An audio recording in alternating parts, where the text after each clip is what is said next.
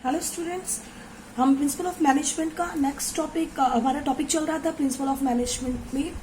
Fuels principal, जो हमने principle of scale chain तक कंप्लीट कर दिया था। अब हमारा नेक्स्ट पॉइंट है, नेक्स्ट प्रिंसिपल है प्रिंसिपल ऑफ ऑर्डर। तो प्रिंसिपल ऑफ ऑर्डर का मतलब होता है कोई भी चीज एक सीक्वेंस में रखना,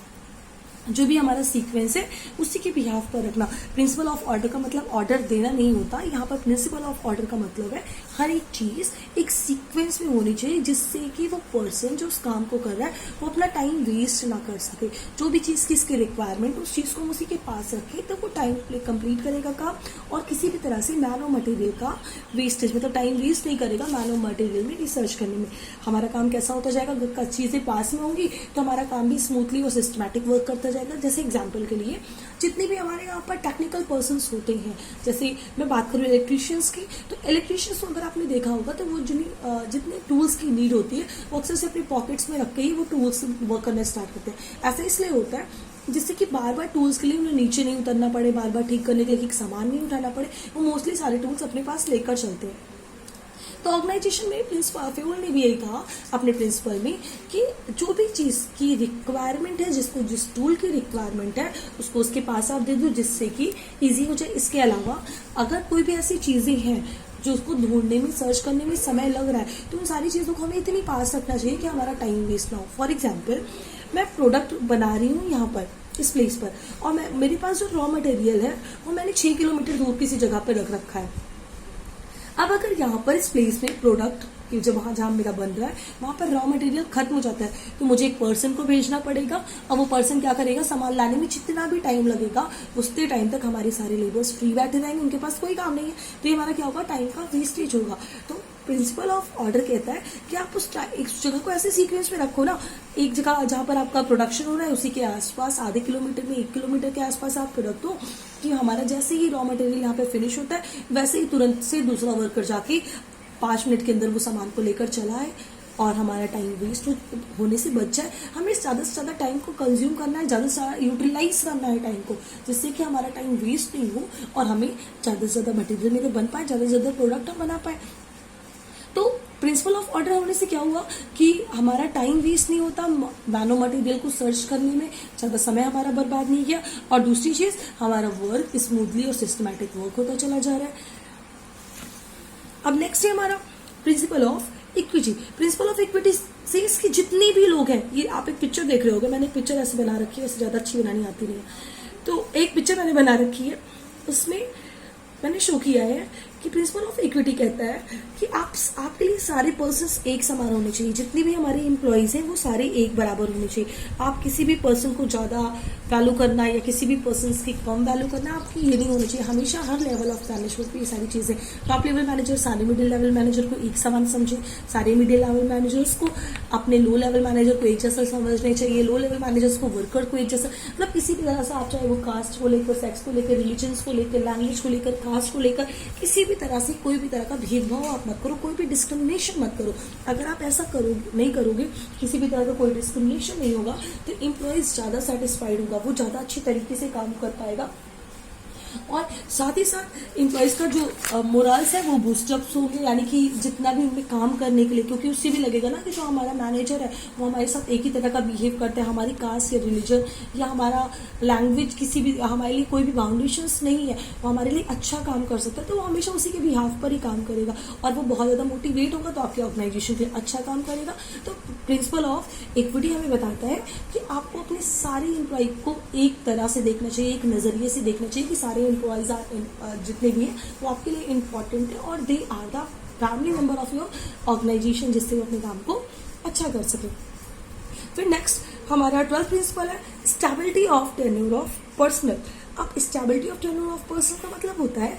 कि किसी भी एम्प्लॉयज को, फ्यूल कहते हैं कि किसी भी एम्प्लॉयज को आपको एक जगह पर काफी समय तक रोक कर रखना चाहिए, यानी कि कोई भी एम्प्लॉय जो आपके आप काम कर रहा है उससे आपको फ्रीक्वेंटली ट्रांसफर नहीं करना चाहिए। अगर आप फ्रीक्वेंटली ट्रांसफर करते जाओगे, जल्दी जल्दी उस एम्प्लॉय का ट्रांसफर करते जाओगे,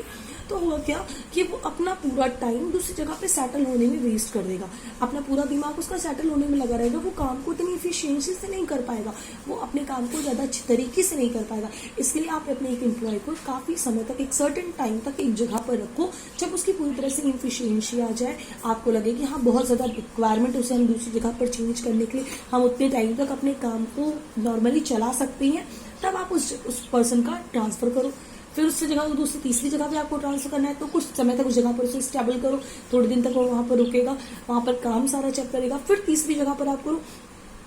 तो हमारा टाइम वेस्ट होने से बच जाएगा। और साथ ही साथ वो पर्सन जो जिसको सेटअप होने पर, वहाँ पर सेटल होने में टाइम लग रहा है, फॉर एग्जाम्पल कोई भी पर्सन है, उसको आप फ्रिक्वेंटली हर 6-6 महीने पे ट्रांसफर कर रहे हो एक शहर से दूसरे, अगर एक ही जगह पर तो शायद उतना टाइम नहीं लगेगा, लेकिन अगर आप एक सिटी से दूसरी सिटी, दूसरी सिटी से तीसरी सिटी पे आप ट्रांसफर कर रहे हो, तो होगा क्या, वो पर्सन अगर फैमिली वाला है तो अपनी फैमिली को लेकर एक जगह पर जाएगा, वहां पर उसने जैसे ही वो सेटल्ड हुआ 6 महीने में, आपने फिर फ्रीक्वेंट उसका ट्रांसफर कर दिया। अब ट्रांसफर करने पे फिर दूसरी जगह पे गया, वहां पे वापस एक नया कमरा ढूंढेगा, एक नया घर ढूंढेगा रहने के लिए, वहां पर सेटल्ड होगा, आसपास का माहौल जानेगा। ऐसा करने में उसे 15 से 20 दिन लग जाएंगे, फिर वो अपने काम में आएगा। अब उसका मन उतना काम में नहीं लग पाएगा, क्योंकि आपने अभी काम में उसका मन लगना शुरू हुआ, फिर से आपने उसका ट्रांसफर कर दिया, तो वो प्रॉपर तरीके से अपना माइंड उस चीज में सेट ही नहीं कर पाएगा जब तक कि आप उसका फ्रीक्वेंट ट्रांसफर करते रहोगे। जब तक एक जगह पर वो रुक के अपना काम सही से समझता है, जब तक आप उसका ट्रांसफर कर देते हो। तो फेवल कहता है आप इतनी जल्दी जल्दी ट्रांसफर मत करो, आप एक सर्टेन टाइम ले लो, उस सर्टेन टाइम के बाद ही आप ट्रांसफर करना स्टार्ट करो,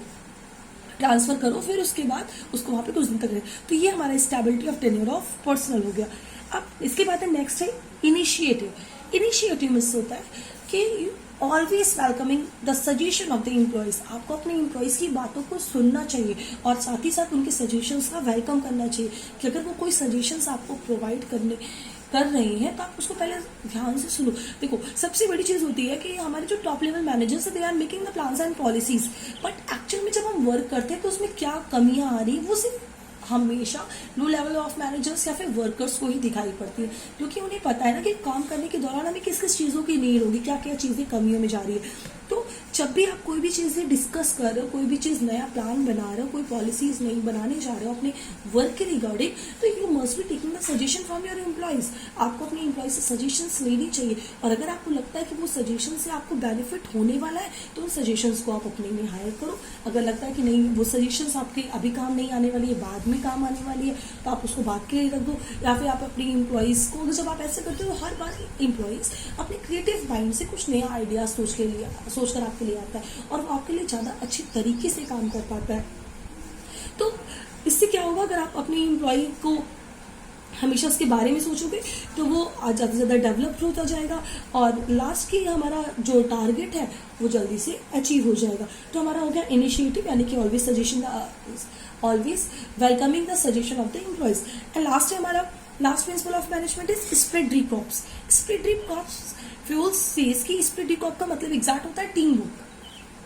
तो फ्यूल ने कहा कि आपको कोई भी काम कराना है अपने ऑर्गेनाइजेशन में, सबसे पहले आप टीम बनाना शुरू करो। अगर आपकी टीम होगी तभी आपका काम अच्छा होगा, अगर टीम नहीं होगी ना तो काम अच्छा नहीं हो पाएगा। आप जितना भी काम करते हैं टीम बना के करो, टीम लीडर की तरह काम कराओगे तो आप अच्छा काम करो। जैसे प्रोडक्शन की मैं बात करूँ तो प्रोडक्शन आप कराने जा रहे हो तो ठीक है, आपने अपना काम प्रोडक्शन मैनेजर को दे दिया, प्रोडक्शन मैनेजर ने उठा के अपना काम